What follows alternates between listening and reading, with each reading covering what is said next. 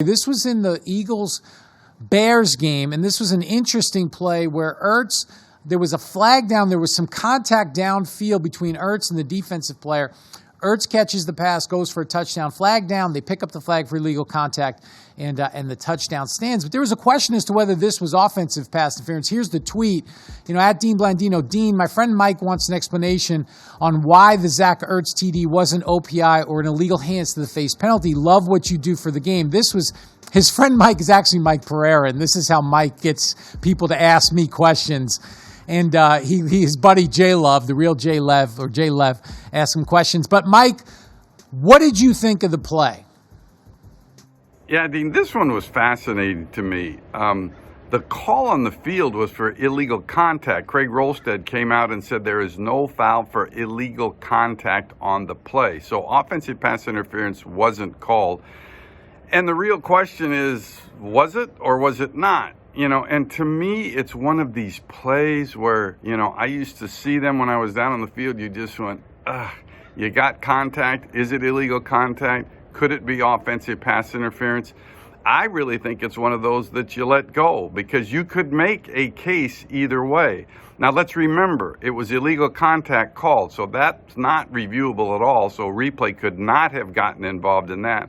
But they could have, if they felt there was enough to put offensive pass interference on the play. And to me, the defender makes contacts, Ertz makes contacts. I just think it's one of those that you leave alone. Now, I would say this, had it been called offensive pass interference, you probably would have stayed with it. But since it wasn't, and we know the standard now, there was certainly not enough that if replay would have gotten involved, that they would have created an offensive pass interference call. So I used to call it one of those, one of those where is it or isn't it? And to me, if you get that where it is or it isn't, is it or is it not? Then forget about it. Don't call it. Leave the flag in the pocket. And ultimately, the pickup of the flag for illegal contact was the right thing to do. Thanks, Mike. Yeah, it's an interesting play, and there is a lot of contact downfield, not just on that play. It happens quite a bit. You've got a tight end that is typically a bigger-bodied guy that's physical. Sometimes there's safeties covering them, linebackers covering them. And I agree, it's a good no call. Good job picking up the flag for illegal contact.